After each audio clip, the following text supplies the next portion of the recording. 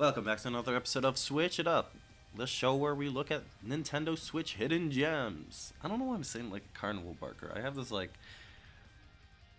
tendency to like slip into this dramatic carnival barker ass voice.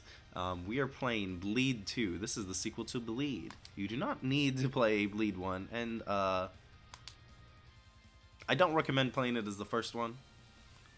That was an Xbox Live indie game. Pretty basic, you know, it did what it could with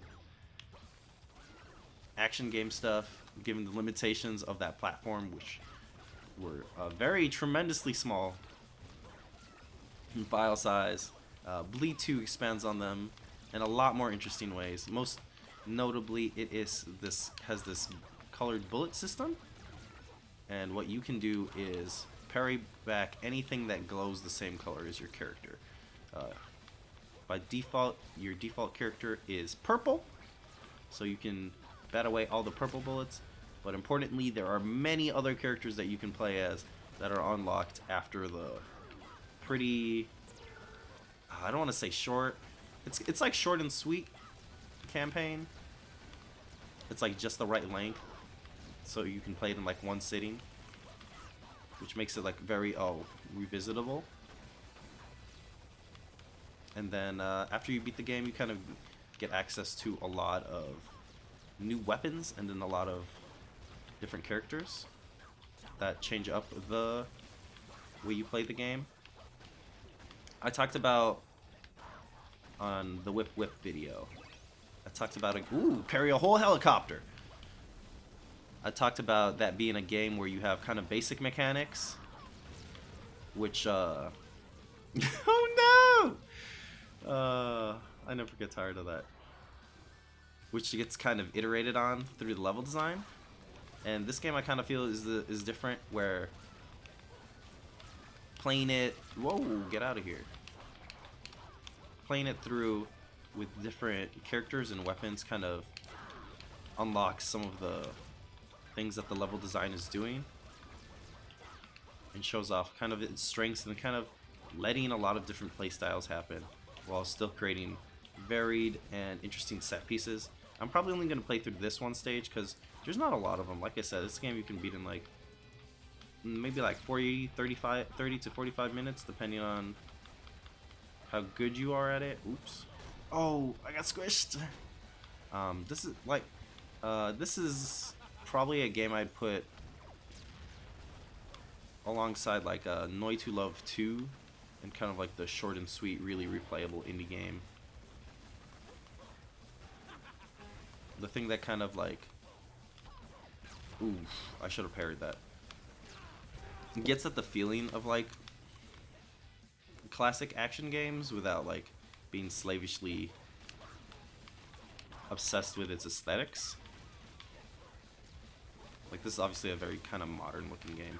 Oops. It's a twin stick shooter. You know, you got a time slow power. You got this, really important, you got this triple jump that you can aim in like any direction.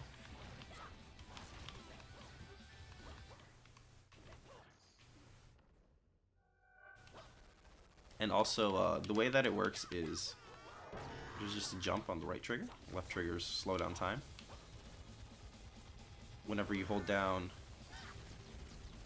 the right stick, you automatically shoot in that direction.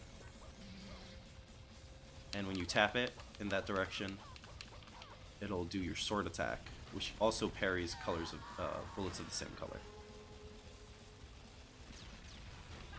So this is the boss we were just fighting. I believe he's positioned sort of as our rival in the story. So yes, we were just fighting him, but now he has come to help us. And now we have to protect his truck long enough so that he can break her shield.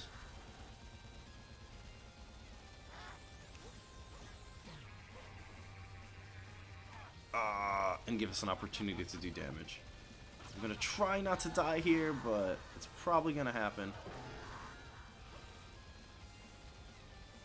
And that when I was I was talking earlier about this being a game where new weapons and characters kind of like unlock the level design. If I had the rocket, well, I could just switch to the rockets. You can switch your loadout anytime after the initial game clear. But if I did have the rockets, I could just shoot through her shield and defeat that even faster. But hey, we got that B rank there. I'm actually going to quit to the menu right now because I don't want to see that cutscene. Oops. And we got a couple different characters here. I probably won't show all of them off. This one's pretty much the same as Rin, except you can parry the yellow bullets. There is that enemy we just fought. Beat the game on very hard. I think I have this one on the PC version, but I do not have it here. Here's the Claude girl. I don't remember how to play her, so do excuse me if I just eat it on this. She is from, what is that game called? They Bleed Pixels? So she only has, I think, one jump, where she gets back every time she hits something in the air.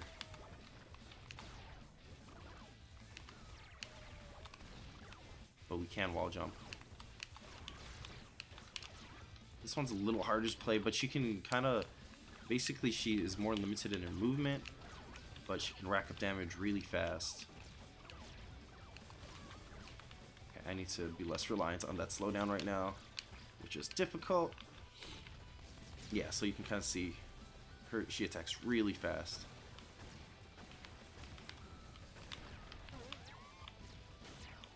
Ooh. And since we have much weaker mobility, we kind of gotta take a different approach to fighting this helicopter here. Oh yeah, I think I can parry every color bullet too, though. Let's parry the helicopter! No, I missed it!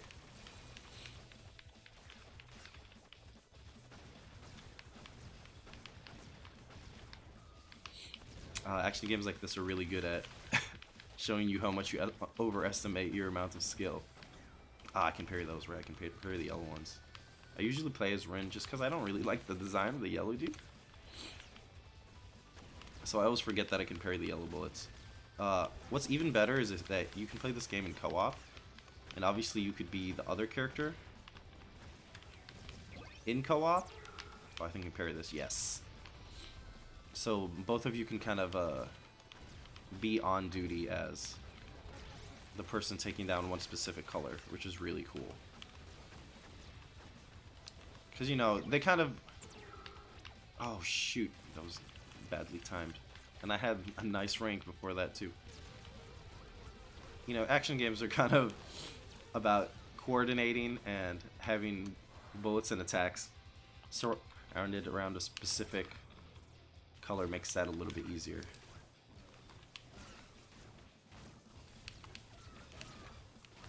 Because, you know, there already is right there. It's just splits up your duties.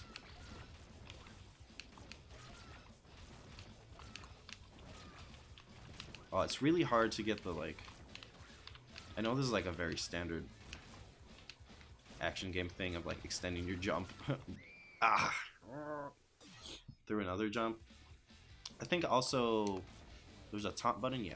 So you can also use the taunt button to restore some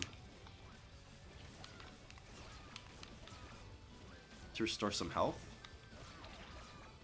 in exchange for the slowdown meter, the slow-mo meter, which you get back from attacks. It's kind of risk-reward thing. It also kind of mirrors the way you could kind of put custom checkpoints in They Bleed Pixels, which is pretty cool. So, you know, that's a really cool crossover element.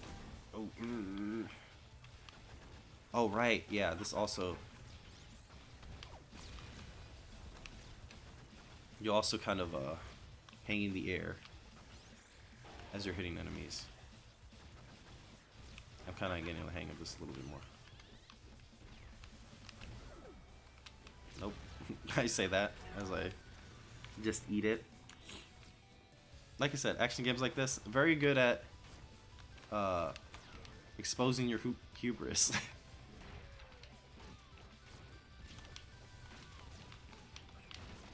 anybody who's tried to play games on recording can tell you. And as I always say on this show, your skill will melt away the instant somebody is watching. Theoretically watching. I don't know how many people watch these. I mean, I do, because YouTube has very depressingly detailed viewership tracking statistics.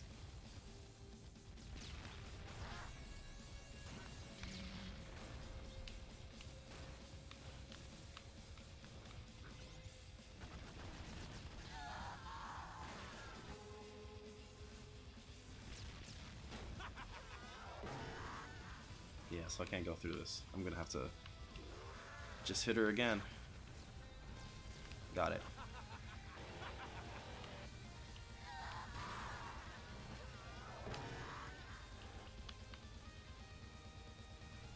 Alright, what's next?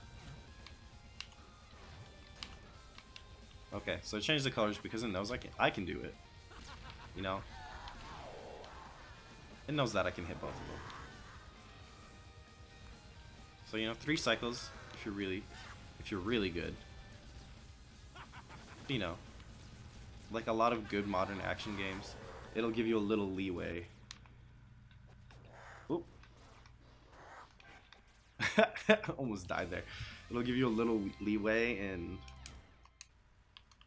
how well you need to do. So let's try that one more time. This one might run a little bit longer than usual. I try to keep these short, but you know, I'm not gonna show off white. I want to show off Valentine.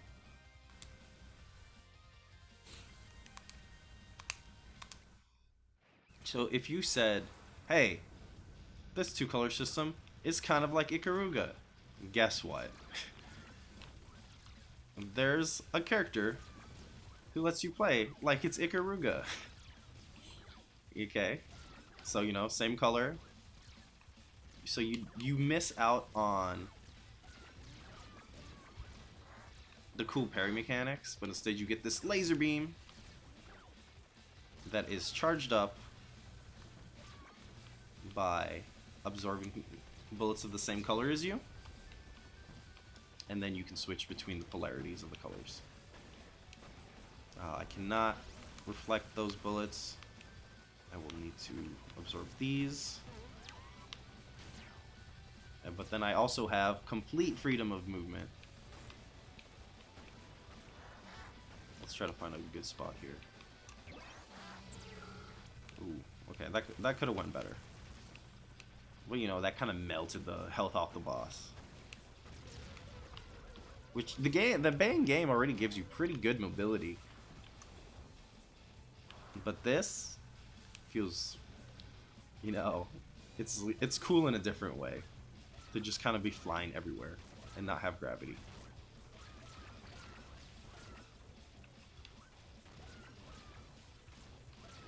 Usually I play at least on hard, just because this is a game that I kind of would like to one day, 1 credit clear, you know, finish without ever dying. Which is something you can do.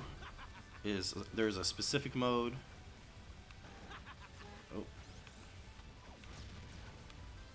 Called arcade mode, which only gives you health back at certain limited points, and when you get, I think it goes over that laser. Yeah.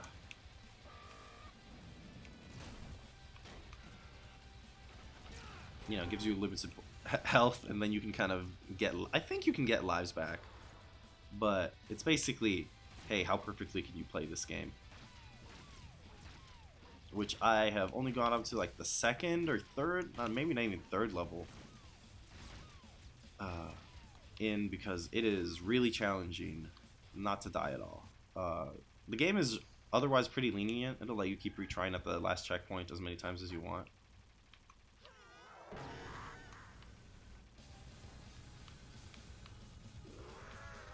But if you play, you know, if you want that real challenge,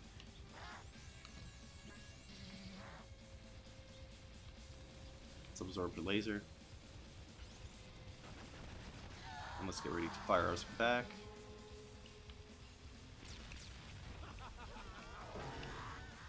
But like I said, like you saw some of those colored, the way some of those colors work and stuff like that. Oh. And some of the subtle ways that it switches up enemy patterns and stuff. And that's what I'm talking about with like new characters and weapons, kind of unlocking that level design.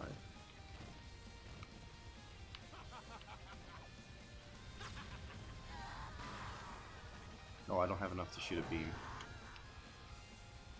I think you need to have at least half before you can let off the laser. And it takes a while to charge up, so it's kind of better on other bosses. But hey, there it is. We don't need to see this cutscene again. I think you've probably had enough of that. Oops, wrong button. I always get confused on the Nintendo Switch. Let's look real quick. There are some challenges. Just that like Mega Man X collection style nonsense. You know what? For fun, let's pick a white. Pressing Alt Fire trades health for supercharged air dash. Ah, this one is really hard to play, so I'm not going to do really well with it. But let's play Endless. Basically, it's a series of stages.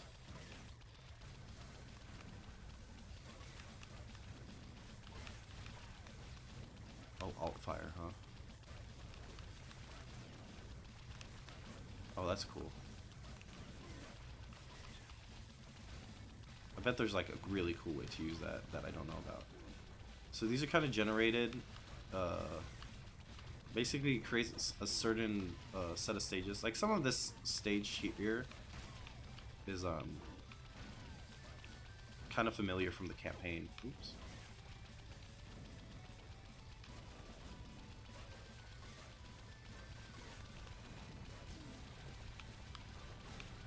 This is like a lot of stuff that is like Hazard. I mean, these are all hazards and enemies from the stage, but these specific stage designs are kind of like iterations on. Oh right, the more you, I think it's the more you hit things, the stronger your weapon gets.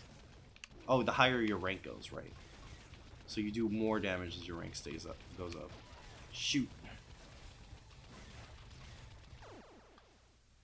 Hard character play. Let's give it another try. Yeah, it builds worlds out of parts. Oh, you know, yeah, I died on purpose to show off the different stage designs. Yeah, it builds them out of, I'm pretty sure, parts of the level design from the campaign, though. Oof, it's really hard not having access to parries, because that's kind of like the default way I play this game. I also got to use the slowdown more. A real hard lesson you're going to learn playing this game is that you need the slowdown. You can play it without it, but you're just making it more difficult for yourself.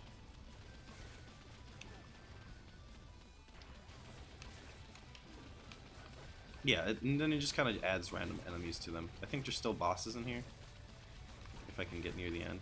This is pretty hard, but you know, if you get tired of that main game, there's always this. You saw earlier there, it's seeded run, so you can use a particular seed, like a set of inputs to create a level, which will always create the same one based on that input, which you can use to, you know, share a level with your friends or whatever. So if you want to kind of both try your hand at the same level, or if you want to repeatedly try the same set of generated obstacles, you can.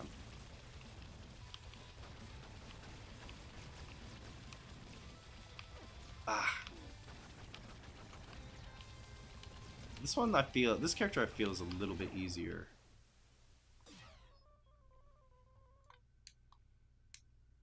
To play with is a little bit easier to play in the main campaign, because you kind of know, well, at least I do, kind of know where I mean, by the time you get him, you will know him, because you have to beat the game like 3 times or something. You will kind of know where all the enemies are, which makes it a lot easier to keep a consistent rank, because he doesn't have as many tools. And I'm sure there's some way to use that dash that I don't know about. Like I said, playing the characters changes the way that you approach the levels significantly. Again, this game is also on PC. It might cost a little bit less there. I feel like they always do. This is going to be a consistent complaint about this. For the most part, this port's also very good. It does all its loading up front, so it takes a while to start up. But once it does that, it pretty much has like minimal to 0 loading. See, that was way easier when I had. Maybe I just got lucky.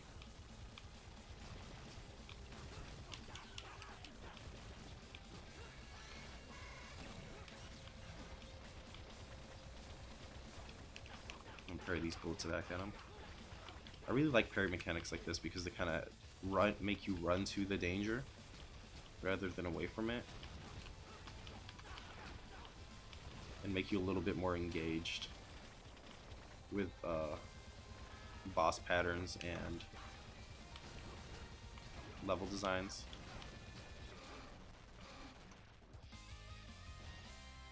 Yeah. Okay, let's go to the next one. And really cool is that it just opens up a world like that. Oh, there you go. I think you can shoot those for a score bonus if you're so daring. Oh, he's still alive? I thought he was dead. I think those barrels are new.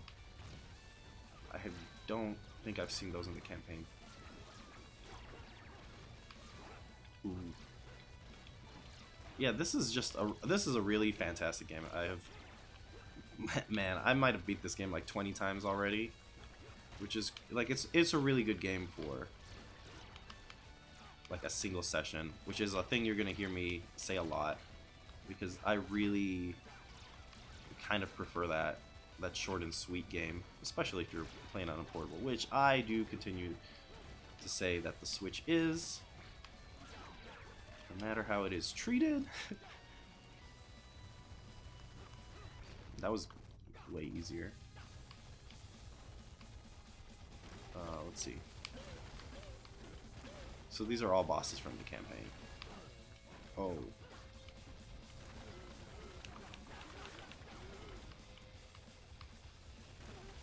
Yeah, this is a cool game that you can sit down. You can kind of, I like having the Switch version just because it is something you can show off to your friends, and you can kind of just have like a good short session with your friends showing this game off, and just play one sitting of the game and go through it. It's challenging enough that you're going to actually really have to coordinate, but it's forgiving enough that somebody playing it for the first time is not going to be overwhelmed. But yeah, that's Bleed 2. I feel like I talked a little bit more than usual while playing this one, but that's because I really love this game, and you should definitely give it a shot if you really like those classic arcade games, you know, treasure games and all that. But just, it's a great action game in general, and it's a great thing to have on your Switch, and it's a great thing to play with friends. So make sure you try all of those. Peace.